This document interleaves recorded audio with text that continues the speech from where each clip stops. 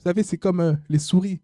On met un petit bout de fromage dans un piège. La souris rentre et paf, elle se fait tuer. Bah, pareil, toi, ça attire tes yeux. Tu as vu que là-bas, il y avait une bonne ambiance et tu veux aller là-bas. Tu dis que Dieu t'a envoyé là-bas parce que ton âme, en fait, veut aller là-bas. Et après, quand tu arrives là-bas, pouf, les taux se referment.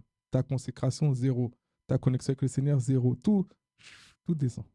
Bonjour, Église Milésis. Êtes-vous en forme aujourd'hui? Êtes-vous en feu aujourd'hui? Êtes-vous content? Êtes-vous heureux d'être dans cet endroit aujourd'hui? En tout cas, moi, je suis heureux d'être avec vous. Vraiment, je prie que le Seigneur vous bénisse parce que vous êtes présents, parce que vous payez le prix, parce que vous faites des efforts.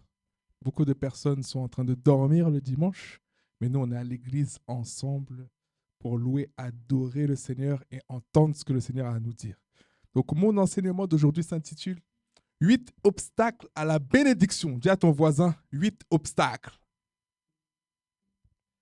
Nous savons tous en tant qu'enfants de Dieu, nous sommes bénis. Tu sais que tu es béni quand même. Les gens bénis, je ne vous entends pas. Et la Bible dit en Éphésiens chapitre 1, verset 3, « Béni soit Dieu, le Père de notre Seigneur Jésus-Christ, qui nous a bénis de toutes sortes de bénédictions spirituelles dans les lieux célestes en Christ. » Donc, nous sommes bénis en Christ. Amen. Mais malheureusement, nous sommes contraints de constater que la plupart des chrétiens ne vivent pas ce que la parole de Dieu annonce concernant leur vie. Il y a deux types de chrétiens. Il y a les chrétiens qui prospèrent à tout égard, comme prospère l'état de leur âme. Des chrétiens qu'on a l'impression qu'ils sont les préférés de Dieu. Et il y a des chrétiens qui ne vivent pas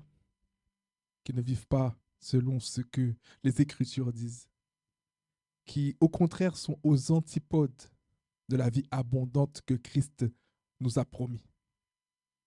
Et ce qui est incroyable dans tout cela, c'est que ces chrétiens reçoivent la même nourriture, les mêmes enseignements, ils sont dans les mêmes églises, qui sont des églises conduites par des hommes de Dieu qui sont vraiment loin et établis par le Seigneur, mais leur vie ne reflète pas l'abondance. Leur vie demeure stérile, bloquée, sans fruit. Ils n'avancent pas, ils ne changent pas. C'est-à-dire qu'il n'y a point d'onde, de variation dans leur vie. C'est toujours la même chose. Ils refont les mêmes erreurs de manière cyclique, les mêmes péchés de manière cyclique. On peut revenir dans 5 ans et ils sont toujours dans la même position spirituelle. Et c'est dommage. Et on ne peut pas imaginer une seule minute qu'ils ont reçu Jésus-Christ et qu'ils appliquent les principes qui conduisent à une vie abondante de grâce, de faveur. Amen. Et on va voir qu'est-ce qui est la première chose ou une des premières choses qui bloque notre vie, qui bloque les bénédictions de Dieu pour nous. Et c'est le manque de connaissance. Le manque de connaissance, c'est très grave. La Bible nous dit en Osée chapitre 4, verset 6, « Mon peuple est détruit parce qu'il lui manque quoi? La connaissance. Puisque tu as rejeté la connaissance, je te rejeterai et tu seras dépouillé de mon sacerdoce. Puisque tu as oublié la loi de ton Dieu, j'oublierai aussi tes enfants. » Waouh! C'est-à-dire qu'il est possible de rejeter la connaissance. Il est possible de refuser d'obtenir la connaissance. Dieu nous a mis sa parole. Il nous a donné sa parole. Il nous a donné la connaissance au travers de sa parole, au travers de son esprit, parce que c'est l'esprit de Dieu qui te révèle les Écritures. Et on n'a pas cette connaissance. Pourquoi? Parce qu'on n'ouvre pas la Bible. Amen. Et la vérité, c'est que Dieu, au travers de sa parole, il nous donne les révélations qu'on a besoin d'obtenir pour pouvoir avancer dans la vie. Et si on ne médite pas sur la parole, on n'aura jamais accès à ces révélations. Amen. Donc, il ne suffit pas seulement d'aller à l'église. Il y a beaucoup de personnes qui vont à l'église, mais qui ne changent pas parce qu'elles entendent, mais elles n'écoutent pas. Ou du moins, elles écoutent, mais elles n'entendent pas. Elles ne comprennent pas ce qu'elles entendent. ne méditent pas sur ce qu'elles entendent. C'est-à-dire que quand tu vas à l'église, tu dois prendre des notes. Tu dois réécouter les enseignements de ton pasteur. Parce que quand le pasteur est en train de parler, c'est Dieu qui est en train de parler au travers de la bouche de ton pasteur. Et j'espère que tu le crois, parce que si tu le crois, tu ne pourras pas recevoir. Dieu utilise des hommes pour te parler. On ne dit pas que les hommes, 100% de ce qu'ils disent, c'est conduit par Dieu. Des fois, on peut faire des erreurs. Mais Dieu nous donne un message qu'on a ruminé, qu'on a médité. Et des fois, ça prend des nuits entières. Et c'est Dieu qui nous inspire ce message-là pour que ta vie puisse avancer. Amen. Donc, il y a ceux qui sont enseignés à l'église, mais qui refusent de noter, qui refusent de réécouter les enseignements et qui ne grandissent pas. Et il y a ceux qui sont là, qui prennent des notes, qui ruminent la parole, qui réécoutent les enseignements. On a la chance d'avoir YouTube, la grâce d'avoir des appareils photo, du matériel pour que vous puissiez revoir ces enseignements. Pour les personnes qui n'aiment pas forcément lire, déjà au minimum écoute les enseignements. Après, ça ne remplace pas la lecture, tu devras lire. Parce que la parole, elle n'est pas diluée. La parole, c'est vraiment la parole. Tu dois lire. Écouter les enseignements, c'est bien, tu dois lire. Mais pour ceux qui ont du mal à lire, déjà, dans un premier temps, commence à écouter la Bible audio, écouter les enseignements que ton pasteur te donne. Et demande la grâce de Dieu de faire que tu deviennes un lecteur dans le nom de Jésus. Amen. Donc, il y a des personnes qui sont là, qui ne sont pas intéressées d'aller à l'église, qui ne sont pas intéressées par les choses de Dieu. Et ça bloque les bénédictions dans ta vie. Parce que tu n'as pas la connaissance, parce que tu n'es pas au bon endroit avec les bonnes personnes, en train d'entendre les bonnes choses qui vont t'instruire, qui vont t'éduquer ton système de pensée, qui vont éduquer ton âme sur les principes bibliques, qui vont ouvrir les portes aux bénédictions. Amen. Dieu dit qu'il oubliera tes enfants. C'est-à-dire que si tu ne prends pas la peine de t'informer et d'apprendre et de grandir, Dieu ne prend pas la peine de s'occuper de ta maison. Et ça, c'est quelque chose que beaucoup de chrétiens ne comprennent pas.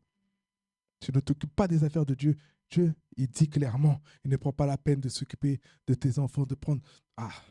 C'est-à-dire que tu ne deviens pas une bénédiction pour tes enfants juste parce que tu ne médites pas, tu n'as pas la connaissance. Tu n'as pas la compréhension des Écritures. Amen. Tu n'es pas intéressé par les choses de Dieu. Et quand tu n'es pas intéressé par les choses de Dieu, tes prières ne montent pas au ciel. Et pour aller plus en profondeur, il parle même de rejeter la connaissance. C'est-à-dire que la connaissance peut être également rejetée.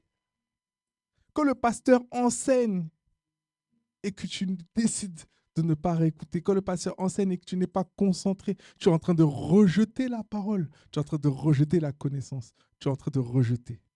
Et quand tu la rejettes, le fruit que ça porte, c'est que tu fermes la porte aux bénédictions dans ta vie. Amen. Vous savez, un chrétien qui n'a pas la connaissance est comme le fils d'un homme riche qui est enseigné par cet homme mais qui n'écoute pas ce que son père est en train de lui enseigner. Son père est en train de lui donner tous les principes, toutes les clés qui coûtent des millions gratuitement pour qu'il puisse demain être prospère, être riche, mais il n'écoute pas. Il ne saisit pas ce que son père est en train de lui transmettre, les valeurs que son père est en train de lui inculquer. Et du coup, il demeure pauvre. C'est ça, un chrétien qui n'a pas la connaissance. La connaissance lui est mise à disposition. Mais il ne travaille pas cela. Il ne travaille pas à étudier la parole de Dieu. Amen. Et vous savez quel est le point numéro 2 qui bloque les bénédictions des chrétiens dans leur vie? C'est la désobéissance. La désobéissance. Deutéronome chapitre 3, versets 15 et 16. Vois, je mets aujourd'hui devant toi la vie et le bien, la mort et le mal. Car je te prescris aujourd'hui d'aimer l'Éternel, ton Dieu, de marcher dans ses voies et d'observer ses commandements, ses lois et ses ordonnances, afin que tu vives et que tu multiplies. Je ne vais même pas au bout du verset. Afin que tu vives et que tu multiplies. Donc, si tu veux savoir c'est quoi le secret pour la multiplication, c'est l'obéissance. L'obéissance apporte la croissance. L'obéissance apporte la multiplication. Quand tu n'obéis pas, c'est normal que tu n'as pas de fruits, tu n'as pas de résultats. S'il y a un manque dans ta vie, s'il y a un manque de multiplication, de croissance, s'il y a trop de stagnation, c'est peut-être parce que tu n'écoutes pas quand Dieu est en train de te parler.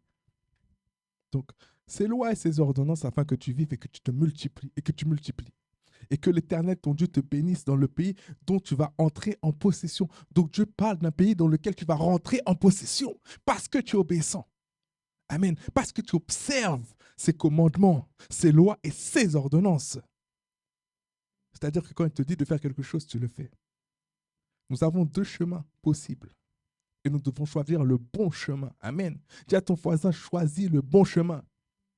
Choisis le chemin de Dieu. Le chemin de la vérité, de la vie, qui est Jésus-Christ. Amen. On doit observer les commandements de Dieu. On doit observer ses lois, ses ordonnances pour être béni. Amen. Maintenant que tu as la clé, la réponse à tes questionnements, vérifie dans ta vie s'il y a des domaines dans lesquels tu n'es pas obéissant. Et rectifie le tir. Et tu verras, les bénédictions vont commencer à couler dans ta vie. Amen.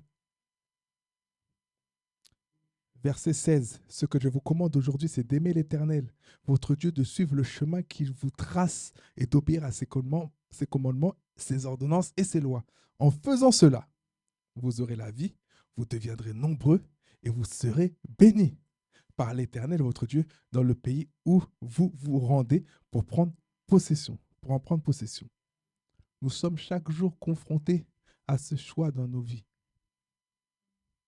Nos décisions de tous les jours, dans nos actions, nos attitudes. Est-ce qu'on choisit le chemin de la vie? Est-ce qu'on choisit le chemin de la mort? Chaque jour, tu vas avoir ce dilemme.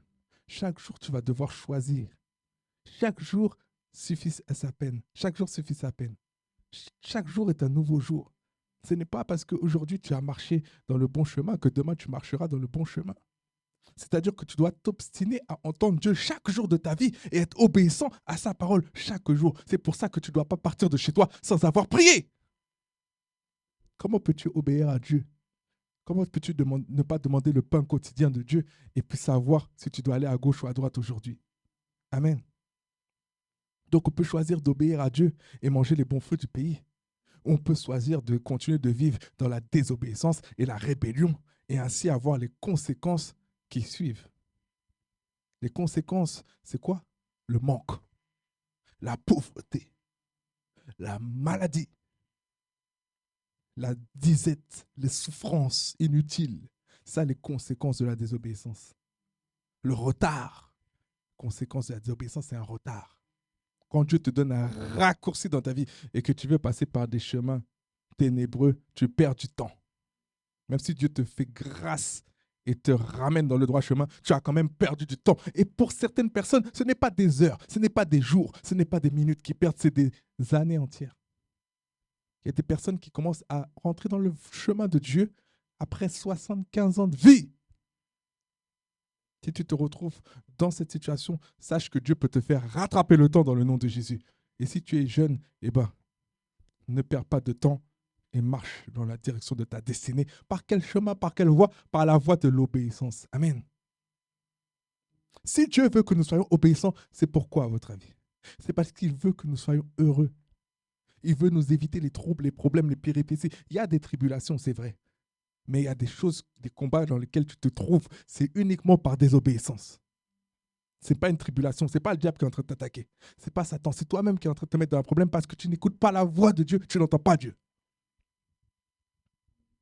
Donc Dieu veut que nous puissions jouir de ces bénédictions au travers de notre obéissance, parce que Dieu connaît le chemin pour qu'on puisse être béni. Il y a des principes bibliques. Amen.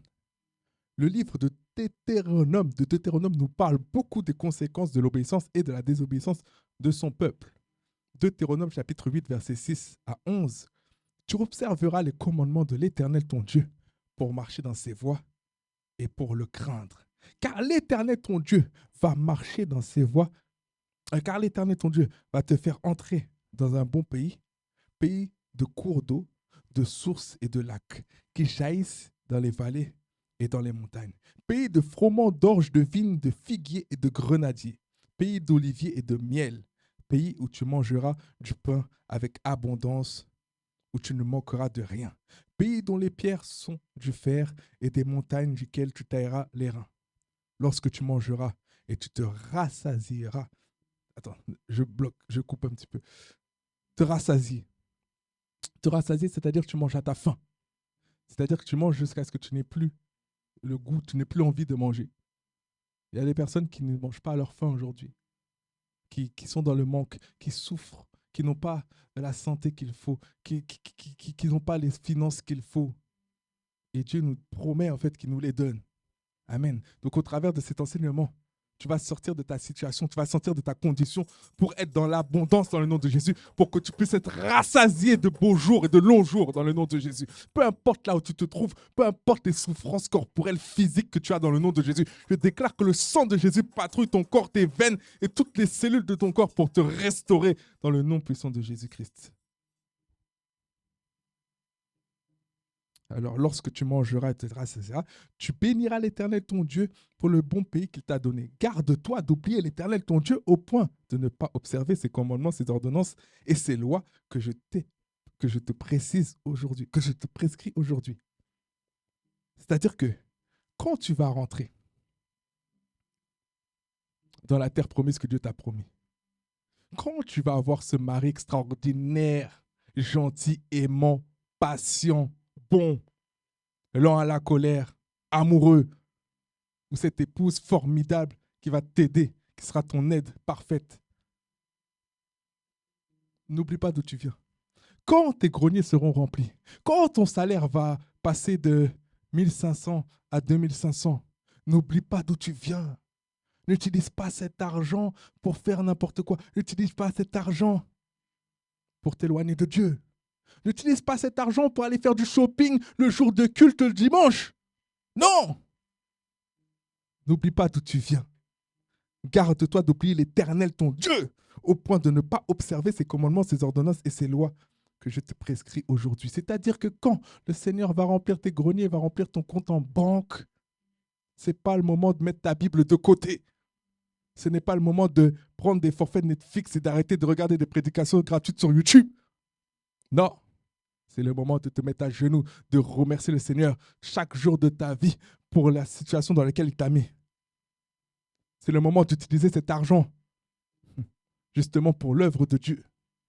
D'utiliser cet argent pour bénir les autres. Parce que Dieu t'enrichit pour que tu puisses être une bénédiction. Dieu te donne pour que tu puisses donner. Si Dieu te donne pour que tu puisses devenir radin, ce n'est pas possible. Dieu ne te donnera plus rien. Le principe que Dieu utilise, c'est le principe de la semence. Si tu veux être béni, sème beaucoup. Celui qui sème beaucoup reçoit beaucoup. Celui qui donne beaucoup reçoit beaucoup. Celui qui aime beaucoup, on l'aime en retour. Des fois, tu ne te sens pas aimé parce que toi-même, tu n'aimes pas les gens. Amen. Donc, garde-toi d'oublier l'Éternel, ton Dieu, au point de ne pas observer ses commandements, ses ordonnances et ses lois que je te prescris aujourd'hui. Et je déclare sur ta vie maintenant que par l'obéissance que tu manifestes envers Dieu, l'abondance descend du ciel et te saisit maintenant. Saisis ta vie maintenant dans le nom de Jésus. Mon point numéro 3. Quel est le point numéro 3 à votre avis qui bloque les bénédictions dans la vie d'un chrétien? C'est le péché. Le péché. Ésaïe chapitre 59, verset 1 à 2. Ésaïe chapitre 59, verset 1 à 2. Non, la main de l'Éternel n'est pas trop courte pour sauver, ni son oreille trop dure pour entendre, mais ce sont vos crimes qui mettent une séparation entre vous et votre Dieu. Ce sont vos péchés. Ce sont vos péchés. Ce sont vos péchés qui vous cachent sa face et l'empêchent de vous écouter. C'est-à-dire que le péché mignon que tu chéris est en train de détruire ta relation avec Dieu. Il est en train de détruire ta communion avec Dieu. Il empêche Dieu de t'écouter.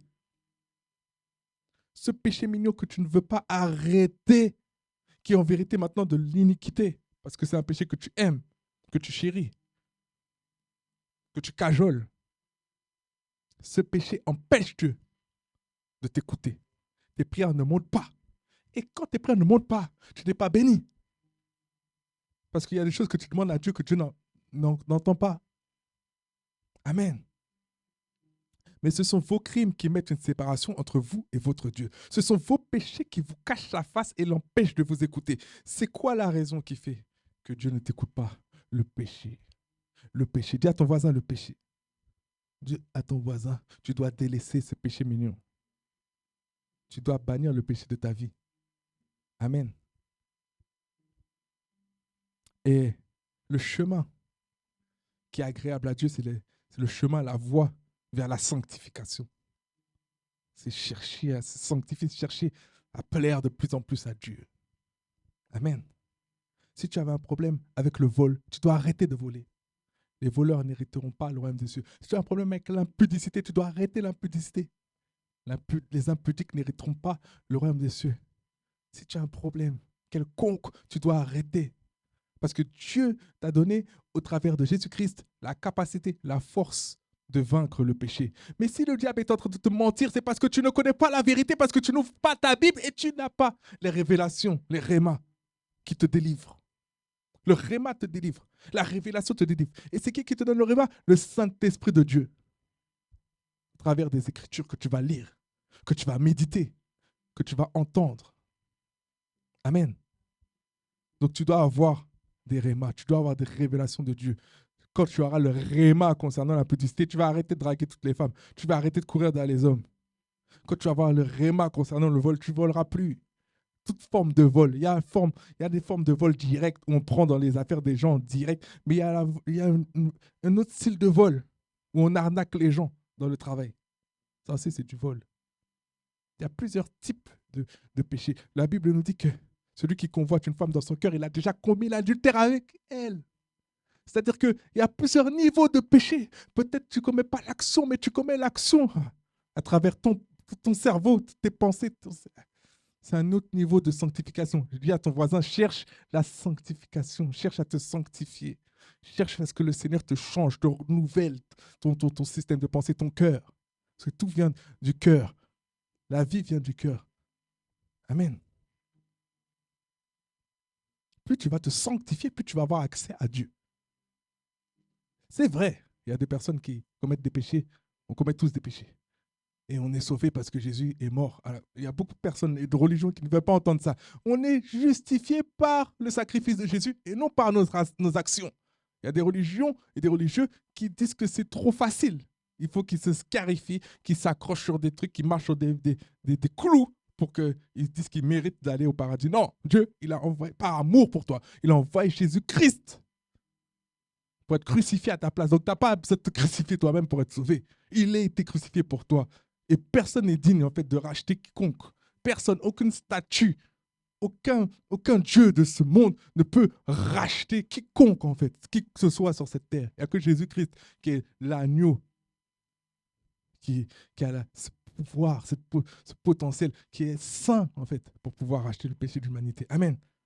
Donc, tu dois te sanctifier pour avoir accès à Dieu, pour avoir une meilleure communion. Quel est ton niveau de communion avec Dieu? Si on pouvait pour les geeks, pour les personnes qui sont très dans les jeux vidéo, les connexions, tout ça. Si on pouvait qualifier ta connexion avec le Seigneur, tu aurais plus une connexion ADSL ou une connexion fibre? Tu aurais plus une connexion 3G ou une connexion 5G? Cherche à avoir une connexion 5G. Et je déclare que quiconque a une connexion 3G ou ADSL dans le nom puissant de Jésus, quiconque a une connexion en ralenti, voit qu'il y a une accélération divine qui va faire que le débit de sa connexion va augmenter maintenant considérablement. Si tu priais 30 minutes, tu prieras 3 heures. Dans le nom de Jésus-Christ. Il faut faire des déclarations de foi avec autorité. Et quand tu les fais, tu crois ce que tu dis. Moi, je crois que la personne qui regarde cette vidéo est en train de croire et qu'elle va recevoir. Je crois que les personnes dans cette salle qui sont en train d'écouter et qui ont ouvert leurs oreilles reçoivent dans le nom de Jésus. Dis à ton voisin, tu dois passer en 5G. Tu dois passer à la fibre. Et ne me dis pas que tu n'as pas d'argent pour prendre un forfait de 5G, tu n'as pas d'argent pour prendre un forfait de fibre. Si c'est pour le Seigneur, si c'est pour améliorer ton temps avec le Seigneur, je suis en train de parler en parabole. C'est-à-dire que quand je dis que tu n'as pas d'argent, peut-être qu'un travail te mange ton temps. Une personne dans ta vie te mange ton temps et t'empêche de te connecter réellement au Seigneur. Et bien que Dieu te donne vraiment ce temps que tu as besoin. pour que tu puisses passer de 3G à 5G, pour que tu puisses passer de ADSL à fibre dans le nom de Jésus. Et je déclare sur cette église Ménésis, et d'ailleurs, je déclare même sur quiconque est en train de croire dans son cœur et regarder cette vidéo, qu'il y a un débit qui va changer dans sa vie. Sa vie va prendre une accélération dans le nom de Jésus. Si tu avais un problème avec le péché est vaincu dans ta vie, dans le nom de Jésus. Point numéro 4. Quatrième chose qui bloque les bénédictions de Dieu dans notre vie, c'est l'orgueil. Dis à ton voisin, l'orgueil. C'est terrible l'orgueil. Aïe, aïe, aïe. 1 Pierre chapitre 5, verset 5. De même, vous qui êtes jeunes, soyez soumis aux anciens, et tous dans vos rapports mutuels. La génération d'aujourd'hui, on a du mal à être soumis aux anciens. Parce qu'on estime qu'on a plus de connaissances par rapport au modernisme d'aujourd'hui, par rapport aux technologies d'iPad d'aujourd'hui, etc., et les TikTok, etc., on estime avoir plus de connaissances que nos anciens, que nos parents. Parce qu'on voit nos parents, ils ne savent pas utiliser un iPad, ils ne savent pas utiliser un MacBook, un iPhone, ils ne savent pas. Donc on pense être plus intelligent, alors que l'intelligence, ce n'est pas une question de modernisme. L'intelligence, c'est une question de sagesse. Amen. Ce n'est pas la même chose. C'est-à-dire que tes parents peut-être ne savent pas utiliser un iPad, mais ils ont une sagesse. Ils savent ce qu'ils doivent regarder et ce qu'ils ne doivent pas regarder. Amen. Ils savent faire la part des choses. Amen. Donc, de même, il faut qu'il y ait des jeunes, soyez soumis aux anciens. C'est ce que la Bible nous demande.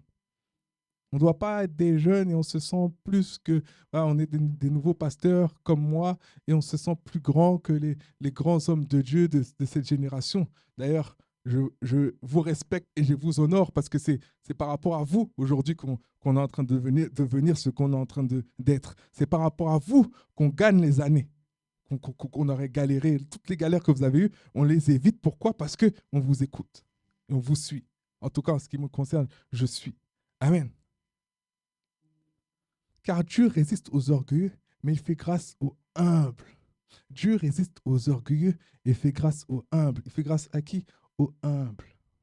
L'orgueil, ce n'est pas forcément l'arrogance. L'orgueil, ce n'est pas forcément la vantardise. Il y a des personnes qui sont charismatiques, mais elles ne sont pas orgueilleuses.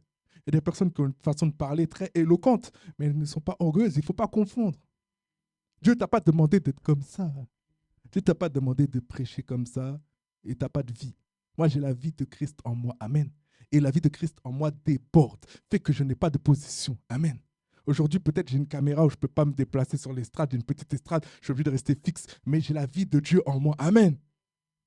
L'orgueil, ce n'est pas l'arrogance ou la vantardise. Ce ne sont pas des... Ça, c'est des formes manifestes, visibles de l'orgueil. Mais l'orgueil, c'est plutôt dans le cœur. Une façon de penser, un système de pensée, un état d'esprit pour certaines personnes. Je n'aime pas trop ce mot, mais il y a certaines personnes qui comprendront mieux en disant un état d'esprit. La Bible dit que l'esprit est bien disposé. C'est pour ça. L'orgueil pense qu'il n'a pas besoin de Dieu. La personne orgueilleuse pense qu'elle peut s'accomplir sans Dieu. Elle peut s'en sortir par elle-même. Et des fois, il y a des choses, il faut se mettre à la place de Dieu. Des fois, il y a des choses qu'on est en train de faire subir à Dieu, c'est grave, c'est terrible.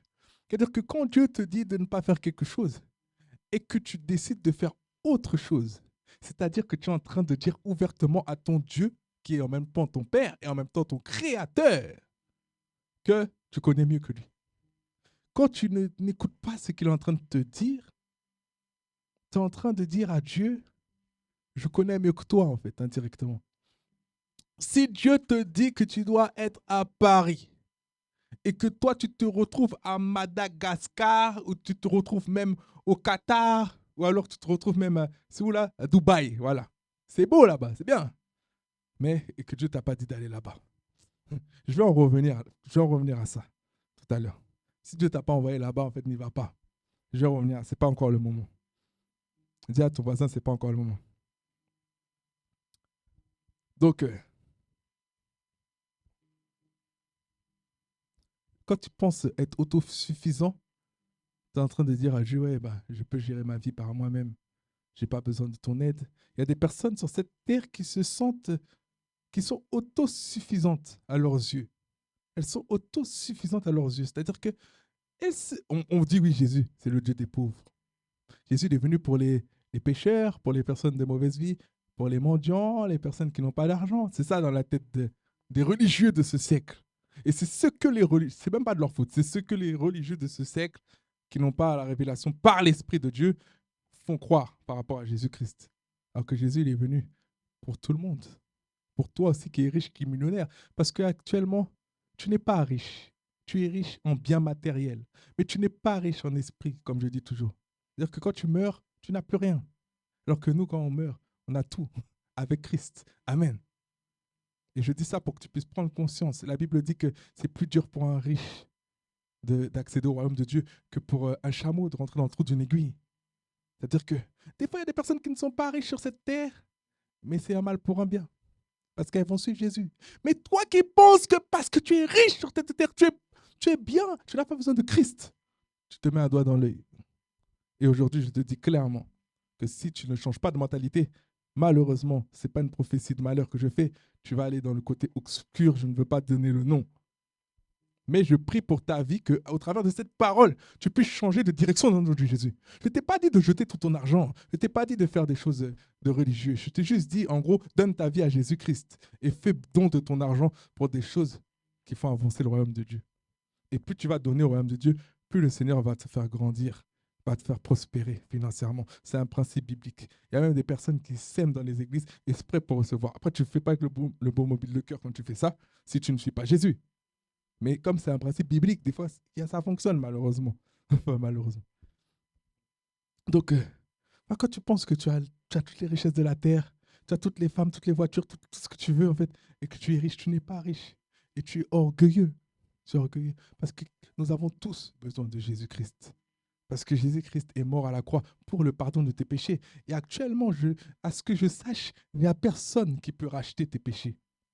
Il n'y a aucun billet, peu importe la couleur, billet violet, peu importe la couleur, peu importe le montant de ton compte en banque, il n'y a rien, aucun euro, aucun dollar, aucun franc CFA qui peut racheter ta vie, racheter ton âme. Si ça se faisait, ça se serait. J'avais déjà donné l'exemple de Lazare et de riche dans la Bible.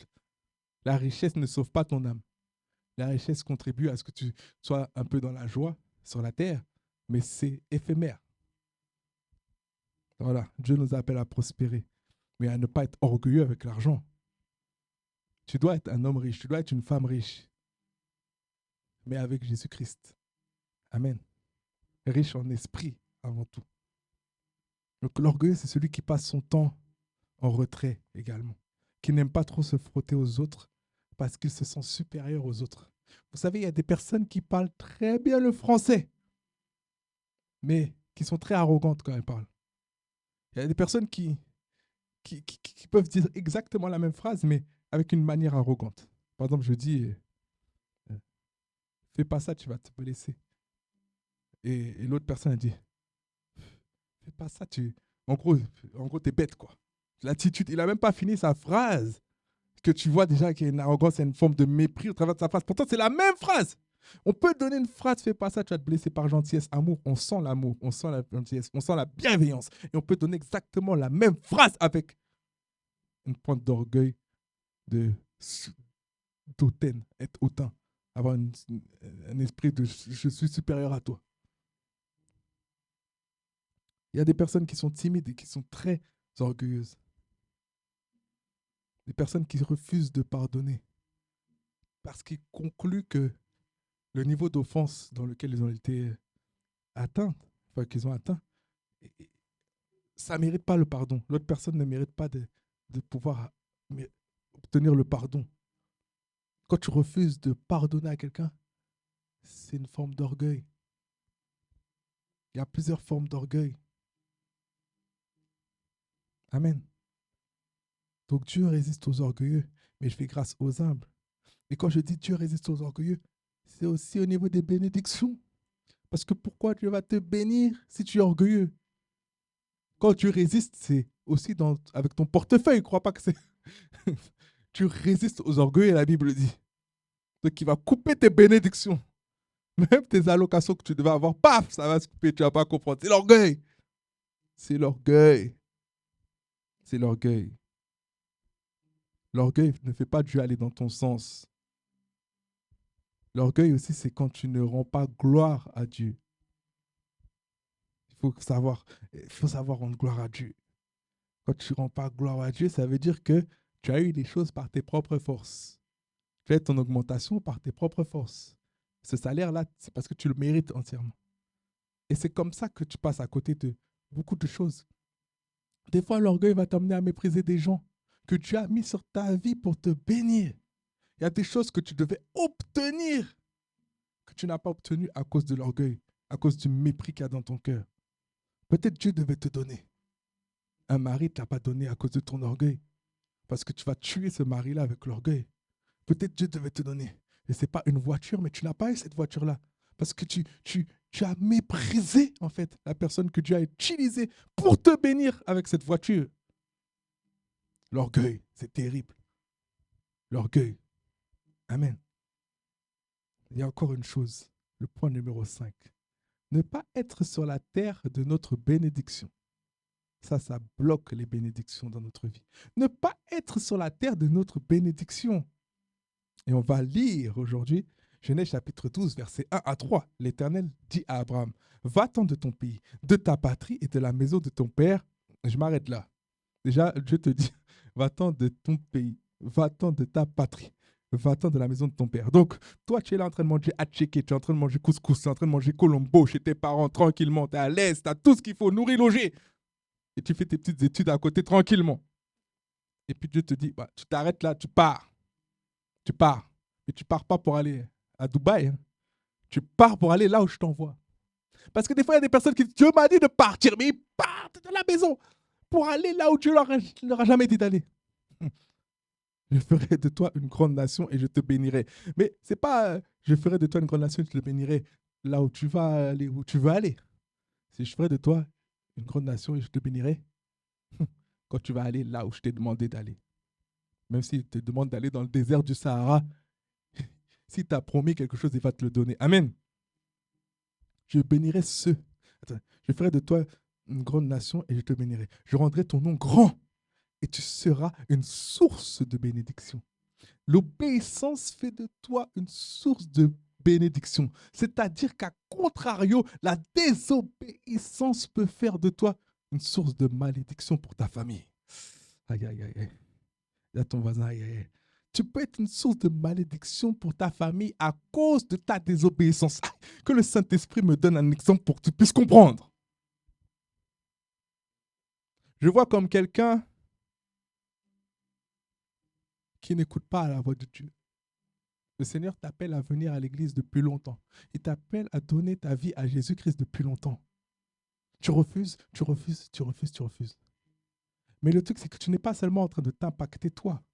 Tu es en train d'impacter toute ta descendance au travers de ta désobéissance. Jésus t'a appelé. Le Seigneur t'a appelé. Ton Père t'a appelé. Le Saint-Esprit t'a appelé à venir à l'église, à donner ta vie à Christ. Tu connais le chemin. Tu connais la vérité. Il y a des personnes qui ne connaissent pas. Mais Dieu s'est déjà révélé à toi. Et je parle pour quelqu'un. Et tu refuses de suivre Jésus-Christ. Tu es en train de devenir une source de malédiction pour ta famille, pour ta descendance. Mais tu peux encore rectifier le tir. Parce qu'au travers de ta désobéissance, tu es en train d'éduquer tes enfants, tes futurs enfants, à être des rebelles. Tu es en train d'éduquer tes enfants à ne pas écouter Dieu, à ne pas suivre Dieu, à ne pas suivre le chemin, la vérité. Et au travers de ça, le fait de ne pas suivre Jésus, le fait de ne pas suivre, de ne pas entendre Dieu, de ne pas écouter Dieu, parce qu'on l'entend, mais on ne l'écoute pas, eh bien, c'est en train de détruire ta famille. C'est en train de détruire ta génération. Je ne veux pas en dire plus, parce que je sais dans mon cœur que tu vas accepter Christ au travers de ce message que Dieu te donne. Il est temps de faire marche arrière. Il est temps d'obéir. Il est temps de donner ta vie à Christ pour que tu puisses devenir une bénédiction pour tes enfants et pour toutes les personnes qui sont à côté de toi, autour de toi. Parce que tu es un leader dans ta famille. Tu es une personne qu'énormément de gens suivent les yeux fermés. Tu as gagné le cœur de beaucoup de personnes. Donc quand tu fais le mal, tu es en train d'entraîner plein de gens avec toi dans le mal. Quand tu fais le bien, tu emmènes des gens au bien. Dieu va t'utiliser en tant qu'évangéliste dans cette nation quand tu vas donner ta vie à Christ. C'est une déclaration, une prophétie pour quelqu'un que je suis en train de faire. Je bénirai ceux qui te béniront. Et je maudirai ceux qui te maudiront. Aïe, aïe, aïe, aïe, aïe. Des fois, vous bénissez des hommes de Dieu. Gloire à Dieu. Mais des fois, vous maudissez les personnes que Dieu a utilisées pour vous bénir. Et ce que vous ne savez pas, c'est que vous êtes en train de vous maudire vous-même. Parce que Dieu lui-même dit, il va bénir ceux qui te béniront et il maudira ceux qui te maudiront. Quand tu es enfant de Dieu, les gens ne savent pas qui tu es. Il y a des chrétiens qui ne lisent pas leur Bible et qui maudissent des hommes de Dieu qui n'auront rien fait. Ils maudissent des hommes de Dieu qui les ont bénis et que Dieu a utilisés pour leur donner des choses dans leur vie. Et ils le savent. Ils le savent pertinemment que Dieu a utilisé cet homme. Ce n'est pas l'homme qui a fait quelque chose. C'est Dieu derrière l'homme parce que Dieu utilise la main d'un homme pour te toucher et te bénir. Amen. Donc quand Dieu a utilisé un homme pour te bénir, tu ne peux pas demain maudire cet homme parce qu'il y a des choses dans ta vie que tu n'obtiens plus à cause de ça. Tu dois te repentir. Amen. Je bénirai ceux qui te béniront et je maudirai ceux qui te maudiront. Et toutes les familles de la terre seront bénies au travers de toi, seront bénies en toi. Jusqu'à aujourd'hui, on est bénis en Abraham. Toutes les familles de la terre. C'est-à-dire qu'il y a une bénédiction que tu dois avoir pour que toute ta descendance puisse être bénie au travers de toi. Il y a des choses que tu es en train de subir parce qu'il y a des personnes dans ta famille, dans ta lignée, qui n'ont pas obéi au Seigneur. Et quand tu n'obéis, tu ne peux pas servir de maître. Quand tu n'obéis pas à Dieu, tu obéis à Satan. Et quand tu obéis à Satan, tu as les fruits de Satan. Je ne vais pas rentrer plus dans ces détails. Pour être béni de Dieu, Abraham dut sortir de son pays, de sa patrie et de la maison de son père. Des fois, tu dois quitter ta zone de confort. Et je parle pour les entrepreneurs. Tu veux entreprendre. Tu es une grande entreprise. Mais tu es au bureau tous les jours avec le patron en train de taper sur ton ordinateur. Tu es dans ta zone de confort. Et tu ne veux pas te lancer. Parce que tu ne veux pas te salir les mains un petit peu plus. Sache que tu vas peut-être te salir les mains pendant 1 an, 2 ans, 3 ans. Mais derrière, ce sera toi le patron. C'est-à-dire que Dieu, il veut que tu puisses te salir les mains pour que tu apprennes à être un ouvrier. Pour que tu apprennes à traiter les ouvriers que tu auras demain. Donc toi qui désires entreprendre, sache que tu vas devoir passer par là. Mais avant de te jeter, tu vas devoir écouter ce que Dieu te donne comme instruction. Jamais, ne saute jamais sans le goût de Dieu. Ne saute jamais sans avoir pris le temps de consulter Dieu. Amen. Abraham a consulté Dieu avant de quitter sa patrie, de quitter sa maison, de quitter son foyer, de quitter la maison de son père. Il a pris le temps d'écouter Dieu. Amen. Tu dois t'assurer d'être à ta place. Dieu t'a conduit dans une église qui s'appelle Milésis ou une autre église. Si tu quittes cette église, tu quittes cette terre, tu quittes tes parents spirituels, tu ne pourras pas être béni. C'est-à-dire que tu es encore en train de dire à Dieu, je n'ai pas confiance en toi. Tu ne peux pas être béni quand tu ne fais pas ce que Dieu te demande. Tu ne peux pas être béni quand tu n'es pas là où Dieu te demande. Parce que ne pas être là où Dieu te demande, c'est la première démonstration de désobéissance que tu peux commettre. Tu pourras essayer de faire les choses différemment, mais tu ne pourras jamais vraiment imposer ta vie à Dieu. C'est-à-dire qu'il y a des choses qui vont marcher dans ta vie, c'est vrai. Peut-être tu vas avoir le permis. Peut-être tu vas avoir ta voiture, tu vas l'avoir. Hein. Mais peut-être la personne, si tu étais là où tu devais être avec les gens avec qui tu devais être, c'est quelqu'un qui t'aura acheté ta voiture. Ton permis, même si tu avais mal conduit, on te l'aurait donné. Ou peu importe, l'examen que tu as fait là, le jour que tu l'as passé, tu ne connaissais pas. Mais Dieu aurait fait en sorte, parce que tu es obéissant, que tu tombes sur une épreuve que tu connais, la seule épreuve que tu as révisée peut-être. Non, c'est une question de grâce, de bénédiction, de faveur divine. Mais le fait que tu n'es pas là où tu dois être, que tu n'écoutes pas, tout ça te passe sous le nez. Et tu dois galérer, tu dois payer, perdre de l'argent pour obtenir des choses que tu aurais eues gratuitement. Amen. Il faut suivre Dieu. Tu ne dois pas être seulement là où Dieu te demande d'être, mais tu dois également faire ce que Dieu te demande. Si Dieu t'a positionné dans une église, sache que ce n'est pas pour te tourner les pouces. Sache que ce n'est pas pour rester assis toute ta vie sur une chaise sans jamais nettoyer les toilettes ou faire quelque chose pour l'église. Sache que si Dieu t'a positionné quelque part, c'est forcément pour que tu sois une bénédiction pour quelqu'un dans cet endroit. Il faut arrêter d'avoir cette mentalité de toujours vouloir recevoir, mais de jamais vouloir transmettre et donner. Dieu a une mentalité de don. Il donne. La preuve, Dieu est en train de me dire, il a donné son fils qu'il aimait tant pour nous. C'est un don. Dieu s'est présenté à nous, chrétiens, comme un donneur. Il a donné ce qu'il avait de plus cher. Et quand tu donnes ce que tu as de plus cher, c'est une preuve d'amour énorme. Donc tu dois vraiment te donner au Seigneur. Et te donner au Seigneur, c'est-à-dire que tu ne dois pas refuser l'appel de Dieu. Ta vie ne t'appartient plus. Elle n'est plus à toi. Tu ne fais plus ce que tu avais envie de faire. Tu fais ce que Dieu veut que tu fasses. Tu ne fais plus non plus ta volonté, mais tu fais la volonté de Dieu. Amen. C'est ça. Refuser l'appel de Dieu, c'est ne pas être là où Dieu veut qu'on soit. Alors, prenez soin des affaires de Dieu. Et Dieu prendra soin de vos affaires. Préoccupez-vous des affaires de Dieu.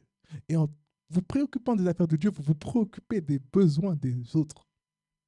Parce que Dieu, c'est un Dieu de partage, c'est un Dieu de don qui donne, c'est un Dieu qui prend soin de ses enfants. Donc, quand vous prenez soin des brebis de Dieu, quand vous prenez soin des frères et sœurs de votre église, vous êtes en train de prendre soin des affaires de Dieu. Et Dieu prendra soin des vôtres. Amen. Point numéro 6. Alors, le point numéro 6. Aïe, aïe, aïe. Dis à ton voisin, aïe, aïe, aïe. Je parle souvent de ça, mais ça revient souvent dans mon esprit. Alors, la 6e chose qui bloque les bénédictions dans la vie d'une personne, c'est marcher avec les mauvaises personnes. Marcher avec les mauvaises personnes empêche la bénédiction de Dieu. Je vais vous dire quelque chose. Il y a des personnes que Dieu ne veut pas bénir. Dieu ne veut pas les bénir. Mais la bénédiction, elle est contagieuse. Parce que si Dieu te bénit, tellement il va te bénir fort, tellement il va beaucoup te bénir, la bénédiction va déborder sur les gens qui sont autour de toi. Si Dieu te donne beaucoup d'argent, paf, les gens autour de toi vont bénéficier. Donc, il y a des personnes que tu ne dois pas avoir dans ta vie parce qu'ils empêchent Dieu de te bénir. On va lire l'histoire avec Abraham et Lot. Genèse chapitre 13, versets 9 à 17. 9 à 17, il y a de la lecture. Donc, sors ta Bible. Genèse chapitre 13, versets 9 à 17. Tout le pays n'est-il pas devant toi? Sépare-toi donc de moi. Si tu vas à gauche, j'irai à droite. Si tu vas à droite, j'irai à gauche. Lot leva les yeux et vit toute la plaine du Jourdain qui était entièrement arrosée. Avant que l'Éternel eût détruit Sodome et Gomorrhe, c'était jusqu'à soir. Comme un jardin de l'Éternel, comme le pays d'Égypte. Lot choisit pour lui toute la plaine du Jourdain. Il s'avança vers l'Orient. C'est ainsi qu'ils se séparèrent l'un de l'autre. Donc, déjà, Lot, il n'a pas fait son choix par la foi, il a fait son choix par la vue. Des fois, il y a des personnes qui disent Dieu m'a appelé à aller là-bas, ma saison est finie là-haut, alors je dois aller quelque part là. Parce que c'est beau, parce que c'est lumineux, parce qu'il y a un jeu de lumière, parce qu'il y a tout. C'est bon, je ne dis pas que c'est des mauvais endroits, c'est bon pour les personnes qui sont destinées à être là. Mais ce n'est pas ta place. Donc l'autre, il a vu parce qu'il y avait l'air ça devait être un terrain fertile. Ça devait être un terrain fertile. Il voyait qu'il y avait des choses qui se passaient. Donc il est parti là-bas. Parce que c'était peut-être agréable aux yeux, la convoitise. Et en fait, Abraham n'a pas pris le même chemin. Donc dans la vie d'un homme, si j'ai un conseil à donner à un homme ou une femme, c'est ne regarde pas ce qui attire les yeux. Regarde à ce que Dieu te donne, en fait, de regarder. Regarde la direction que Dieu te donne de prendre. Ne regarde pas ce qui attire les yeux. Des fois, il y a des choses qui sont tellement alléchantes qu'on se dit, ah, c'est sûr que Dieu veut que je sois là-bas. Là-bas, tout le monde doit des salaires de 3 000 €. Mais est-ce que Dieu t'a envoyé là-bas? Est-ce que Dieu t'a envoyé aux États-Unis? Est-ce que Dieu t'a envoyé au Canada? Tu ne sais pas ce qui t'attend là-bas. Les choses, des fois, peuvent être un attrape. Ça peut te tromper, un trompe-l'œil. Vous savez, c'est comme les souris. On met un petit bout de fromage dans un piège. La souris rentre et paf, elle se fait tuer. Bah, pareil, toi, ça attire tes yeux. Tu as vu que là-bas, il y avait une bonne ambiance et tu veux aller là-bas. Tu dis que Dieu t'a envoyé là-bas parce que ton âme, en fait, veut aller là-bas. Et après, quand tu arrives là-bas, pouf, les taux se referment. Ta consécration, zéro. Ta connexion avec le Seigneur, zéro. Tout descend. Donc, Abraham habita, on va revenir en arrière. Lot choisit pour lui la plaine du Jourdain et s'avança vers l'Orient. C'est ainsi qu'ils se séparèrent l'un de l'autre. Abraham habita dans le pays de Canaan, où Lot habita dans les villes de la plaine, et dressa ses tentes jusqu'à Sodome. Les gens de Sodome étaient méchants et de grands pécheurs contre l'Éternel. Et c'est là-bas que Lot est parti. Les gens étaient méchants et de grands pécheurs contre l'Éternel. C'est-à-dire que la Bible dit, en gros, les mauvaises compagnies corrompent les bonnes mœurs. Avec qui tu es, en fait, l'endroit, l'environnement où tu seras, les personnes avec qui tu seras tout le temps, ça va forcément atteindre ton cœur. Ça va forcément changer ton cœur, même si tu ne veux pas, en fait. Jésus, lui, il était loin. Et Jésus, il allait avec les personnes de mauvaise vie. Oui, mais Jésus, c'est Jésus. Jésus, c'est Jésus. Et ça ne veut pas dire que Jésus, il était matin, midi, soir avec eux non plus. Jésus, il priait. Amen. Si toi, tu vas aller évangéliser les gens dans les boîtes de nuit, mais tu n'as pas de vie de prière, pas de consécration, rien. Déjà, Dieu ne t'a pas envoyé là-bas. Tu ne veux pas aller évangéliser les gens devant la boîte, hein, tu veux évangéliser les gens dans la boîte. Enfin bref, c'est une parenthèse. Éternel dit à Abraham, après que l'autre se fut séparé de lui, lève les yeux et du lieu où tu es, regarde vers le nord et le midi, vers l'orient et l'occident. Car tout le pays que tu vois, je le donnerai à toi et ta postérité pour toujours. Donc, le pays où il a allé, il a dit qu'il va lui donner à lui sa postérité pour toujours parce qu'il a été obéissant. Toi qui es obéissant au Seigneur et qui est là où Dieu t'a positionné, je déclare et décrète que cette maison qu'il t'a donnée, dans laquelle là, tu habites là actuellement, il te le donne pour toujours. C'est-à-dire que tes enfants vont bénéficier de cette maison. Tes arrière-petits-enfants vont bénéficier de cette maison. Parce que c'est Dieu qui t'a positionné dans cette maison. C'est Dieu qui t'a positionné dans cette église, dans cet endroit. Dans le nom de Jésus. Quand Dieu te donne quelque chose, ce n'est pas éphémère. Il y a des personnes qui bâtissent des choses, des personnes qui construisent des choses, mais ils construisent sur du sable. C'est un château de cartes. Quand il y a un vent, quand il y a un ouragan, quand il y a ça, tout coule, tout s'écroule, parce que ce n'est pas Dieu qui t'a amené là-bas. Quand Dieu te donne quelque chose, c'est durable. Amen. Quand Dieu te donne la vie, ce n'est pas la vie pour 2 jours, ce n'est pas la vie pour 1 année, ce n'est même pas la vie pour 100 ans. Quand tu donnes la vie, Dieu te donne la vie, c'est la vie pour l'éternité. Le diable te promet la vie sur la terre, la belle vie. C'est pour combien de temps? Amen. Je rendrai ta postérité comme la poussière de la terre, en sorte que si quelqu'un peut compter la poussière de la terre, ta postérité aussi sera comptée. Lève-toi, parcours le pays dans sa longueur et dans sa largeur, car je te le donnerai. C'est-à-dire qu'il y a des endroits, des fois, Dieu te le donne, tu dois parcourir tout le lieu. Si tu veux cette maison, quand tu sais que Dieu te l'a donnée, va dans toute la maison, commence à prier, commence à aller dans toutes les pièces de la maison. Commence à réclamer cet héritage. Ne laisse pas une pièce. N'oublie pas les toilettes. N'oublie pas la cave. Peu importe l'état de la cave. Va prier. Et il donc son Dieu partout. Et Dieu va te le donner. Amen. Recommande à l'Éternel ce que tu as, ce que tu veux avoir. Amen. Abraham, bien qu'appelé par le Seigneur pour être béni et être une source de bénédiction pour les nations, demeura l'individu lambda qu'il était. Jusqu'à quand, à votre avis? Jusqu'à ce qu'il se sépara de Lot. C'est alors que l'Éternel se révéla à lui. D'où ce que je disais. Il y a des personnes dans votre vie qui empêchent la bénédiction. Quand Lot s'est séparé de Lot, la bénédiction est arrivée. Il lui a donné la terre promise. Amen. Lot veut dire quoi? Lot veut littéralement dire voile. Il y a bien souvent plusieurs personnes dans votre entourage qui sont à côté de vous, qui sont des voiles pour vous. Des voiles qui vous empêchent de voir, de saisir les bénédictions que l'Éternel a pour vous. Amen. Point numéro 7. Il reste encore 2 points. Point numéro 7. Les mauvais mobiles. Nos mauvais mobiles de cœur. Pour quelle raison voulez-vous être béni de Dieu? C'est une question que vous devez vous poser. Est-ce que c'est pour la gloire de Dieu ou pour votre propre gloire? La plupart des chrétiens, nous allons dire oui, je fais ça pour la gloire de Dieu, mais en fait, le mobile de notre cœur, c'est pas ça. C'est pour notre propre gloire. À qui va bénéficier ton élévation? Pourquoi Dieu te donnera un poste de responsabilité? Pourquoi Dieu va t'élever? Comme je disais tout à l'heure, est-ce qu'il va t'augmenter ton salaire pour que tu sois avare, radin? Ou est-ce qu'il va t'augmenter ton salaire pour que tu puisses donner aux autres? Si le mobile de ton cœur, c'est que tu demandes au Seigneur de t'augmenter ton salaire pour avoir beaucoup plus pour toi et tout coffrer et ne jamais rien donner à ta famille, tes enfants. C'est-à-dire que quand tu avais un petit salaire, tu donnais à tes enfants pour leur anniversaire, tu faisais des fêtes pour eux, tu donnais à tes parents, tu donnais à ta famille, tu donnais autour de toi. Pas aussi, faut être sage, hein. Il y a des personnes qui donnent, Dieu leur a jamais demandé de donner, mais c'est un autre sujet. Donc, on va pas être dans l'excès, parce que des fois, tu fais un message comme ça, demain, ton téléphone est rempli, tout le monde te demande.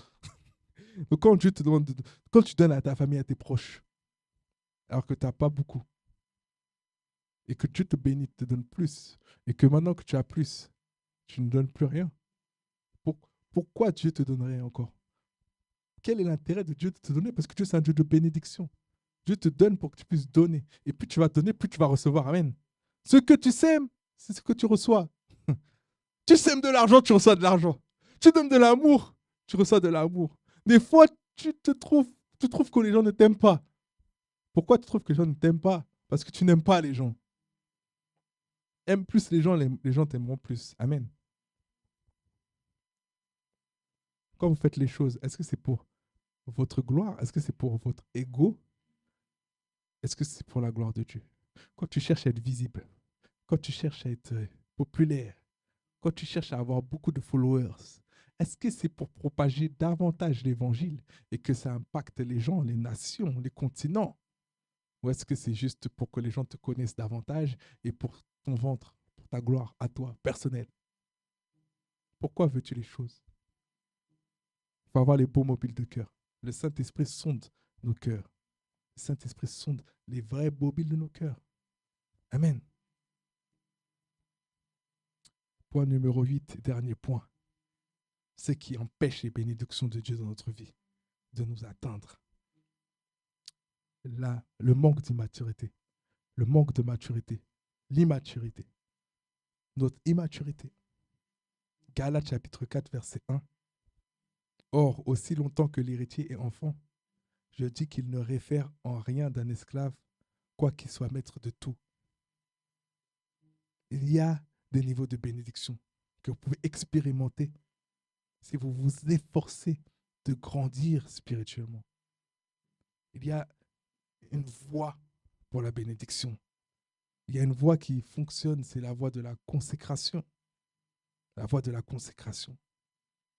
Être mature spirituellement, c'est être un homme, une femme consacrée, qui comprend les principes de Dieu. L'immaturité fait que Dieu ne te donne pas certaines bénédictions. Je m'explique. Comme vous aimez bien qu'on parle de mariage, c'est des exemples qui touchent énormément, qui sont très facilement compréhensibles, perceptibles. Donc, Dieu ne te donnera pas une merveilleuse femme si tu es immature, si tu es un homme immature, parce que tu vas la détruire. Dieu ne te donnera pas ce merveilleux mari pour lequel tu as été créé si tu manques de maturité, parce que tu vas le détruire. Tu vas détruire cet homme, tu vas détruire cette femme. Peut-être Dieu avait de grands projets pour cette femme, mais ton manque de maturité va la détruire parce qu'elle sera dans un état où elle ne sera pas en capacité d'être exploitée, d'exploiter. Dieu ne pourra pas exploiter ses talents parce qu'elle ne sera pas dans un état de réception, de communication avec le Seigneur. Amen. Dieu ne peut pas te bénir si tu manques de maturité. Tu ne vas pas donner à un enfant qui va jouer du football aujourd'hui parce que dans son planning scolaire, il y a sport, il y a foot pendant 2 heures. Il a EPS, il a foot. Tu ne vas pas donner à cet enfant des chaussures Nike à 150 € alors que tu n'as pas les moyens le jour où il va jouer au foot. C'est un manque de maturité. C'est un manque de maturité. Et après, tu dis que tu n'as pas d'argent. C'est un manque de maturité. La maturité, des fois, c'est-à-dire que pour pour te la raconter devant les gens de l'école, tu vas dire, regardez, mon enfant, il joue au foot avec des Nike. mais tu n'as pas les moyens. Tu ne vas pas t'acheter un iPhone 17, alors que tu n'as même pas de quoi remplir ton frigo, faire des crédits. Ça, c'est le manque de maturité. Dieu ne va pas te donner certaines choses si tu ne seras pas, euh, si tu ne seras pas déployer les choses qu'il t'a données.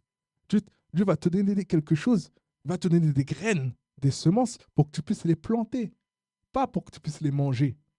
Je ne sais pas si vous comprenez ce que je veux dire. Le manque de maturité fera que Dieu ne pourra pas te donner ce que tu dois avoir dans le temps que tu dois l'avoir. C'est pour ça que tu dois grandir spirituellement. Tu dois avoir la maturité nécessaire pour que Dieu puisse te bénir. La maturité va te savoir, va- la maturité va faire en sorte que tu vas savoir quoi faire avec les bénédictions que Dieu va te donner. Amen. C'est pour ça qu'il faut s'assurer d'être mature. Et je vais déclarer sur vos vies. Vous répétez plutôt avec moi. Je déclare dans le nom de Jésus que je suis béni, car je suis obéissant. Je déclare que j'obéis aux instructions de Dieu pour ma vie. Je déclare que j'ai la victoire sur le péché en Jésus-Christ. Et je déclare que je suis béni. Je déclare et je décrète que je suis une personne humble et je refuse de tout mon cœur d'être orgueilleux. Je déclare que je suis positionné à ma place, là où Dieu m'a planté et que je porterai du fruit. Je déclare que je suis bien entouré, que je suis avec les bonnes personnes que Dieu a positionnées dans ma vie. Je déclare que mon cœur est pur, que mon cœur est sanctifié, que j'ai des bons mobiles de cœur dans le nom de Jésus. Je déclare que je ne fais plus les choses pour être vu, mais je fais les choses pour l'avancée du royaume. Je fais les choses pour la gloire de Dieu. Je fais les choses afin que les hommes puissent se convertir. Je déclare que je suis une personne mature, que je suis une personne bénie de toute espèce, de toute catégorie de bénédiction en Christ, dans le nom de Jésus. Amen. Et Père, je prie, Seigneur, pour toutes les personnes qui manquent de connaissances, parce qu'elles n'étudient pas ta parole, ou peut-être elles ont du mal à étudier la parole parce qu'elles n'ont pas été éduquées à lire beaucoup. Elles n'ont pas eu une éducation où on leur a appris à lire, on leur a appris à aimer lire. Donc, ces personnes-là voient la lecture comme un fardeau, comme un poids. Je prie, Seigneur, que tu puisses les toucher au travers de cet enseignement et qu'ils puissent commencer à avoir le désir, parce que la Bible dit, tu dis dans ta parole, que le vouloir et le faire viennent de toi. Donc, que le vouloir et le faire soient leur partage dans le nom de Jésus. Qu'ils puissent manger la Bible, méditer la Bible, connaître la Bible et surtout avoir des rémas par le Saint-Esprit. Je prie pour toute forme de désobéissance, toute personne qui avait tendance à ne pas écouter la voix de Dieu et à vouloir faire les choses à sa façon. Que tout esprit d'âne soit détruit, lié, envoyé dans les airs arides, dans le nom de Jésus. Je déclare maintenant que vous êtes obéissants, que vous entendez la voix de Dieu et que vous appliquez les commandements que Dieu vous demande de faire. Amen. Le péché, Seigneur, est le partage de beaucoup d'entre nous. Nous vivons dans le péché, nous avons des vies de pécheurs alors que Jésus-Christ est mort à la croix, justement pour qu'on puisse triompher du péché. Donc je prie, Seigneur, que cette puissance qui émane de Jésus-Christ puisse nous saisir par ton esprit, afin que nous puissions vaincre ce péché mignon que nous ne voulons pas arrêter. Que nous puissions avoir l'amour nécessaire, l'amour de Christ, l'amour de toi, Seigneur, pour qu'on puisse avoir une vie loin du péché, qu'on puisse ne pas aimer le péché, mais qu'on puisse haïr le péché. Seigneur, je prie contre toute forme d'orgueil que nous pourrions avoir. Toutes les formes d'orgueil qui puissent exister. Celles qui sont très manifestes, très visibles, très palpables et celles qui sont très cachées, enfouies dans notre cœur. Que toutes ces formes d'orgueil puissent nous lâcher dans le nom de Jésus. Que nous puissions être des personnes humbles. Je prie, Seigneur, que nous puissions également marcher sur la terre de notre bénédiction.